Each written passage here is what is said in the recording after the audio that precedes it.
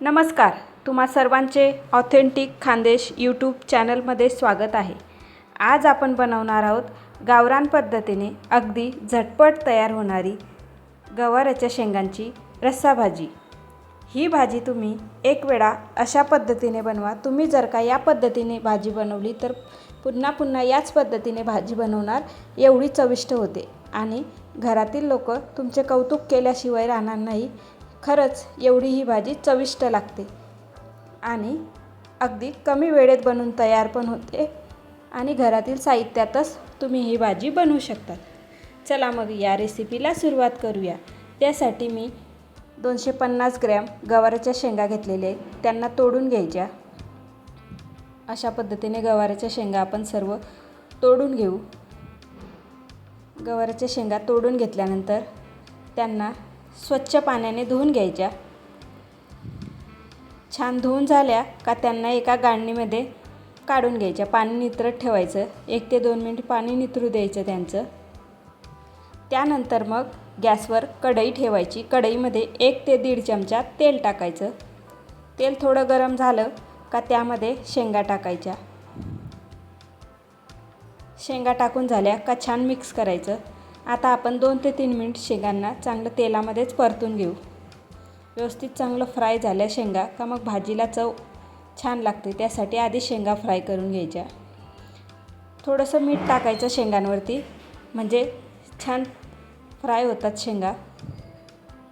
शेंगा फ्राय होत आहे तिथपर्यंत आता आपण कांदा कापून घेऊ। त्यासाठी मी 1 कांदा कापून घेतलेला आहे। त्यानंतर मग कढीपत्ता घेतलेला आहे, कोथिंबीर घेतलेला आहे बारीक कट करून, आलं लसूण आणि कोथिंबीरची पेस्ट तयार करून घेतलेली आहे। त्यानंतर 2 चमचे शेंगदाण्याचं कूट, 2 चमचे भाजून घेतलेलं बेसन पीठ घेतलेलं आहे। आता बघा शेंगा पण फ्राय झालेले आहेत। शेंगांना एका ताटामध्ये काढून घेऊ। शेंगा काढून झाल्यानंतर त्याच कढईमध्ये पुन्हा 2 ते 2.5 चमचे तेल टाकायचं।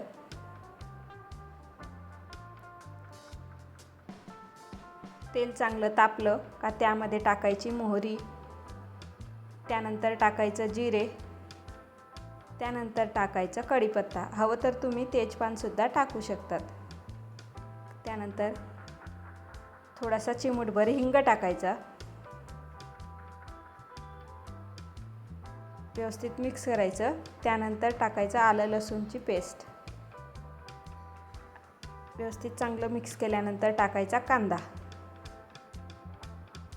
आता कांद्याला चांगलं परतून घ्यायचं तेलामध्ये। कांदा लवकर परतला जाईल त्यासाठी आपण टाकून घेऊ मीठ। मीठ टाकायचं, आधी पण शेंगांमध्ये टाकलेलं आहे त्या अंदाजाने मीठ टाकायचं। आता बघा कांदा तेलामध्ये चांगला लालसर झालेला आहे। आता आपण मसाले टाकून घेऊ। त्यासाठी टाकायची हळद टाकायची, त्यानंतर टाकायचा गरम मसाला, धने पावडर आणि चवीनुसार लाल मिरची पावडर टाकायचं। व्यवस्थित चांगलं मिक्स करायचं। मसाले टाकताना गॅसची फ्लेम कमी ठेवायची, नाहीतर मग मसाले जळून जातात। त्यानंतर भाजून घेतलेलं बेसन पीठ टाकायचं। व्यवस्थित चांगलं मिक्स करायचं। त्यानंतर मग थोडंसं पाणी टाकायचं। पुन्हा छान मिक्स करून घ्यायचं।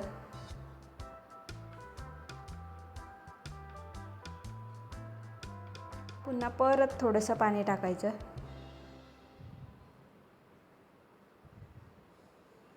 व्यवस्थित चांगलं मिक्स करून घ्यायचं आणि 1 मिनिट मसाल्याला चांगलं तेल सुटू द्यायचं। आता बघा छान तेल सुटलेलं आहे। आता व्यवस्थित चांगलं मिक्स करून घ्यायचं सर्व।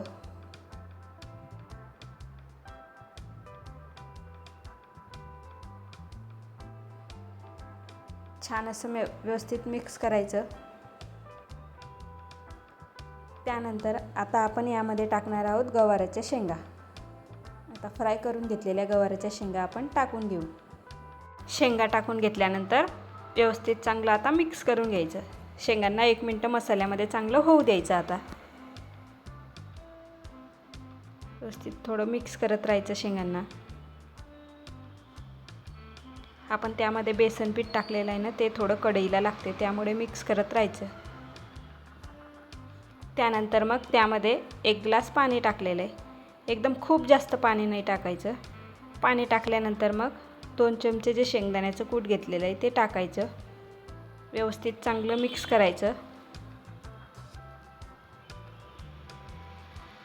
छान असं मिक्स करून झालं का मग भाजीला झाकून ठेवायचं आणि 5 ते 6 मिनिट भाजीला चांगली शिजू द्यायची. आता झाकण काढल्यानंतर बघा आता किती मस्त छान सुगंध पण येतोय. व्यवस्थित चांगलं मिक्स करून घ्यायचं भाजीला. भाजी शिजली का नाही ते बघून घ्यायचं, चेक करून घ्यायचं. एक गवाराची शेंग घ्यायची, तिला दाबून बघायचं. बघा भाजी शिजलेली आहे. आता व्यवस्थित मस्त छान त्यावरून बारीक कट करून घेतलेली कोथिंबीर टाकायची. मस्त अशी कोथिंबीर टाकून झाल्यानंतर गॅसची फ्लेम बंद करायची. बघा झाली आपली चमचमीत अशी गवाराच्या शेंगांची रस्सा भाजी. तुम्ही जर का या चॅनलवर नवीन असाल तर या चॅनलला सबस्क्राईब करायला विसरू नका. तुम्हाला जर का ही रेसिपी आवडली असेल तर व्हिडिओला लाईक करा, शेअर करा, छान अशी कमेंट करायला विसरू नका. ही गवाराच्या शेंगांची भाजी तुम्ही भाकरीसोबत, पोळीसोबत खाऊ शकतात. ही भाजी पोळीसोबत खायला पण खूप चविष्ट लागते. मस्त अशी छान गवाराच्या शेंगांची भाजी घ्यायची, लिंबू कांदा घ्यायचा, पोळी घ्यायची आणि मस्त गरम गरम जेवणाला बसायचं. चला मग भेटूया पुढच्या नवीन रेसिपीमध्ये. Bye bye.